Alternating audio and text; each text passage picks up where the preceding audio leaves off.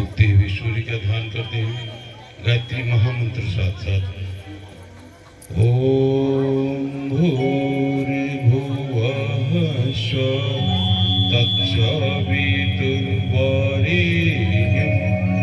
भर्गो देवस्य धीमहि धियो यो नः प्रचोदयात्।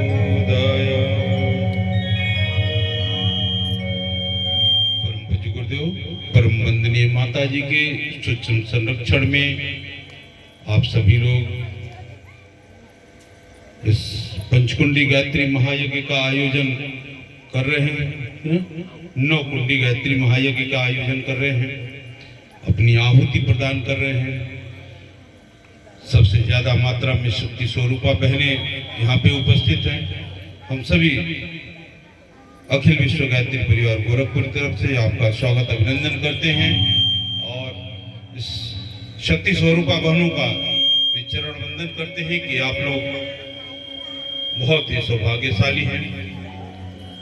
इसके साथ हमारे शांति कुंज हरिद्वार के प्रतिनिधि के रूप में हमारे शैलेंद्र भैया, संगीत की टोली, संजय भैया और सभी साथी का हम बहुत स्वागत अभिनंदन करते हुए धन्यवाद देते हैं कि परम पूज्य गुरुदेव परम वंदनीय माता जी के विचार को आप लोगों तक पहुंचा रहे हैं। भिन्न भिन्न कहानियों के माध्यम से, सभी अवतारी सत्यों के माध्यम से आप लोगों को बताने का प्रयास कर रहे हैं भाइयों बहनों कि ये युग परिवर्तन की बेला है। ये युग परिवर्तन की बेला है। इस युग परिवर्तन की बेला में हम सभी लोग उस महाकाल की अवतारी सत्ता के सूक्ष्म संरक्षण में अपने परिवार को सुख शांति समृद्धिवान बनाने के लिए इस यज्ञ वातावरण में इस कथा का श्रवण कर रहे हैं। भाइयों बहनों,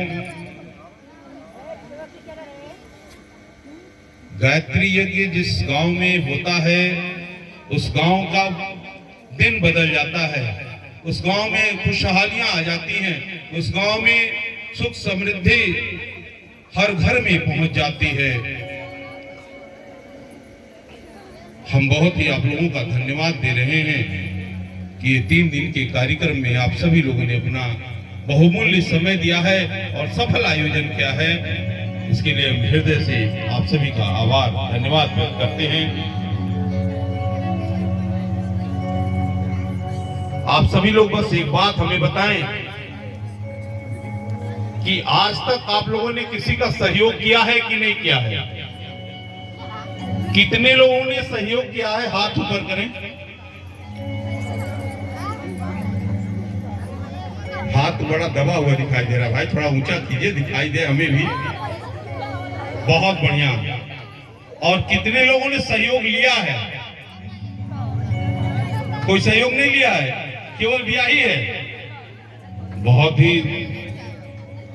ही बड़ी बात है भाई। आप दाता के रूप में कार्य कर रहे हैं, बहुत अच्छी बात है। इस यज्ञ के कल पूर्णाहुति का कार्यक्रम है। हमें बहुत अच्छा लगा कि आप लोग इस शक्ति स्वरूपा मां लक्ष्मी के रूप में आप सभी लोग बैठी हुई हैं। इस कल्प पूर्णाहुति में आप सभी लोग एक संकल्प लेकर के जाइएगा कि इस युग परिवर्तन की बेला में जो ये मौसम का जो परिवर्तन हो रहा है भाइयों बहनों, जो ये धूप का प्रचंड वेग बहुत तीव्र गति के साथ बढ़ता जा रहा है और अभी अप्रैल और मई जून में बहुत विराट रूप में ये धूप होने वाला है। चमड़ियां जलेंगी, ऐसी स्थितियां बनेंगी। इस कल पूर्णाहुति यज्ञ में आप सभी लोग एक पौधा लगाने का अपने पुत्र के रूप में इसको संकल्प लेकर के जाएंगे। क्या आप सभी लोग सहमत हैं? जो लोग सहमत हैं वो लोग हाथ ऊपर करें। लगा चुके हैं। जो लगाए हैं वो पुनः लगाएंगे।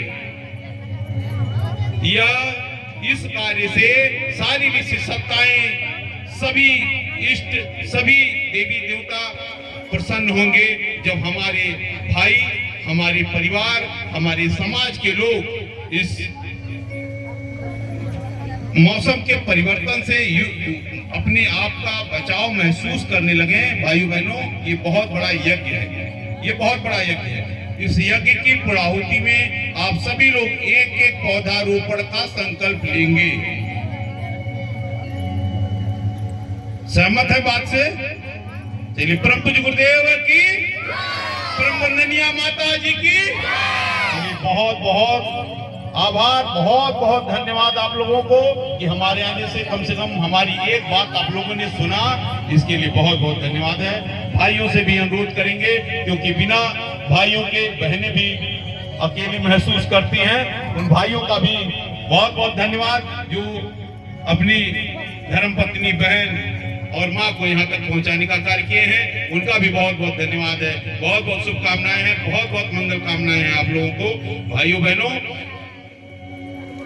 एक बात और हम अपनी अंतिम बात बोलेंगे भाइयों से भी और बहनों से भी कि हम माँ लक्ष्मी की पूजा करने देवस्थानों पे जाते हैं, प्रार्थना करते हैं, उन्हें पत्थर के रूप में देखते हैं और बहुत सारे अपने मन्नत भी मान करके आते हैं कि हे माई तू अय्या जुनबा, बड़ा अभाव में जीवन जिया थे। और घर में आने के बाद से अपनी बहन, पत्नी, माँ के साथ अलग अलग अभद्र वाणियों में बात करने का जो एक कार्यक्रम चलता है, इससे माँ लक्ष्मी का आगमन कभी जीवन में सुनिश्चित नहीं हो सकता। भाइयों बहनों, कभी जीवन में सुनिश्चित नहीं हो सकता। इसलिए सर्वप्रथम कल ही के पूर्णाहुति के यज्ञ में यह संकल्प लेंगे कि हम अपने माता, अपनी बहन, अपनी पत्नी को एक माँ लक्ष्मी का स्वरूप में सम्मान देने का कार्य करेंगे। भाइयों बहनों, मैं वो व्यक्ति हूं, मैं अपनी बात केवल अपना उदाहरण दे रहा हूं, दूसरे की बात नहीं करता हूं। मैं 32 साल की उम्र से 28 साल की उम्र में गायत्री परिवार में आया हूं। 32 साल की उम्र से, मेरी उम्र 46 साल है। 32 साल की उम्र से मैं प्रतिदिन अपनी धर्म पत्नी का पैर छू करके घर से निकलता हूँ। हमारी पूरी खानदान, हमारी पूरी रिश्तेदार में ऐसी कोई परंपरा नहीं है। लेकिन वो पत्नी, जब मैं निकलता हूँ तो एक चंदन का डिब्बी रखती है, और जब मैं निकलता हूँ तो वो माथे पे तिलक करती है। उसी प्रकार से जब राजा निकलता था युद्ध में और उसकी धर्मपत्नी करती थी, जा तू विजय प्राप्त करके आ। भाइयों बहनों, आज तक बहुत सारे संकट तो सामने आए, लेकिन कभी हार नहीं हुई, सदैव जीत करके आए।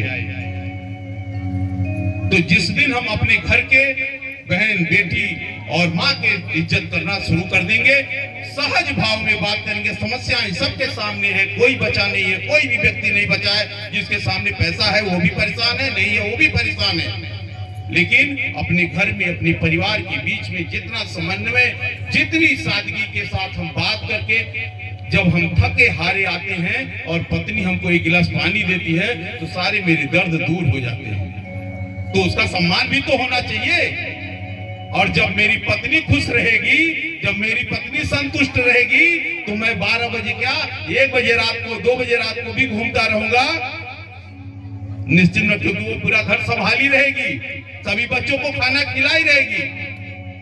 अगर उसके पास सब्जी नहीं होगा तो कोई न कोई व्यवस्था बना लेगी कि हमारे पतिदेव कहीं न कहीं किसी श्रेष्ठ कार्य में रुके हुए हैं।